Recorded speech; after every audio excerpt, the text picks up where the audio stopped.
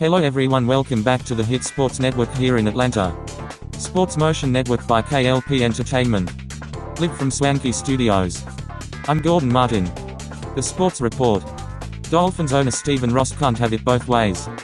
Miami Dolphins owner Stephen Ross is under fire for hosting a $250,000 a plate fundraiser for President Trump.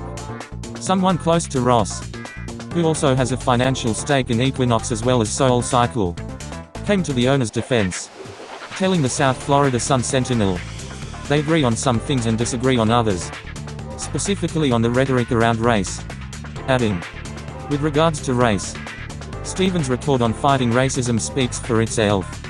It is possible to support someone on the basis of some things, and not agree with everything about them. Right double quotation mark. The statement reminds me of that hate the sin love the sin mumbo jumbo some in religious communities used to try to justify homophobia, as if one's sexual orientation was restricted to the bedroom. Ross may not be a racist, but where he has chosen to draw his line is different from where his star wideout Kenny Stills drew his. You can't have a non-profit with this mission statement then open your doors to Trump. Stills wrote on Twitter with a screenshot from the website Rise to Win, a non-profit created by Ross that prides itself on harnessing the unifying power of sports to improve race relations. Right double quotation mark. Ross is not the only NFL owner who purports to be a fighter for social justice while buddying up to with the man who called some NFL players sons of bitches for protesting police brutality. Insert Robert Kraft meat meal joke here. The reality is many people in power play both sides, be they billionaires like Ross and Kraft or the politicians who seek their contributions. At the end of the day, it's all about where the rich white men who own teams full of black and brown men choose to draw their line. Though if we're being honest, the color that matters most in this scenario is green. The irony in all of this is that clearly the source who came to Ross' defense thought they were distancing the owner from racism, but in doing so, painted a perfect picture of how Ross and others like him enjoy the benefits of white privilege. Minorities do not have the luxury of compartmentalizing the effects of racism because it is woven into virtually every aspect of American life.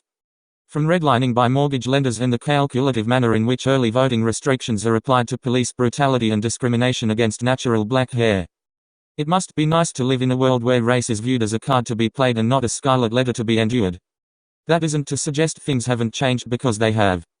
But just this week the Galveston Police Department in Texas had to apologize after pictures of white police officers on horseback leading a handcuffed black man by a rope began circulating.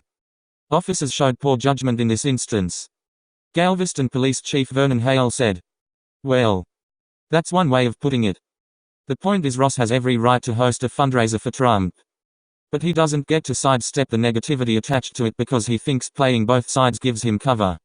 When you draw a line you have to own it. If you don't like the light that line puts you in, redraw it. If you don't think that's fair, get in line behind Colin Kaepernick, whose line cost him his career. Rick Ross has never been one to bite his tongue. So, when TMZ asked him to share his feelings on Dolphins owner Stephen Ross, Rose gave a blunt, but honest answer. I never cared about Stephen Ross. Rinzel said. Stephen Ross made headlines when he hosted a fundraiser for Donald Trump's re-election. This led to a wave of backlash with people boycotting Ross' popular Soul Cycle and Equinox companies. Adding fuel to the fire was Dolphins wide receiver Kenny Stills, who implied that Ross was hypocritical for supporting Trump's message. You can't have a non-profit with this mission statement then open your doors to Trump. Stills said in a quote tweet containing the description of Ross' charity. Stills continued to double down on these comments throughout the week despite urged by coach Brian Flores to keep his criticism out of the public eye. Although he's a Miami Dolphins fan, Rick Ross agrees with Stills. In addition to expressing his disdain for Stephen Ross, Rose explains that Ross neglects Miami's poor minority communities. You know, it's been rough with me and the Dolphins for years. But Stephen Ross, he isn't surprising anybody. Ross stated, no black young kids in the community ever got invited to the football games. I'm a Dolphin because my loyalty to the city. But to the front office? Nah. Stephen M. Ross, who owns the Miami Dolphins, had no trouble banning his players from kneeling during the national anthem last fall. You know, because sports and politics don't mix.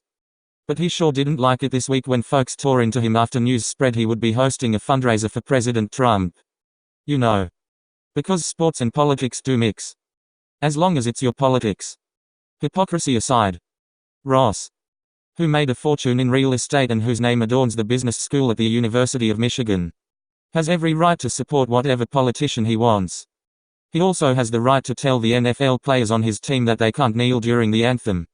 He also has the right to look like an insensitive and tone-deaf opportunist. Which is exactly what he is. Or he just doesn't care. It's fine if he wants to support the president's financial policies. But as a man who funds a non-profit organization called Ross Initiative in Sports for Equality, whose mission statement highlights diversity and acceptance, mingling with the president this week, in the wake of his stunted response to mass shootings, isn't a good look. And folks employed by his team and several other companies he invests in took notice. Dolphins receiver Kenny Stills immediately took to Twitter.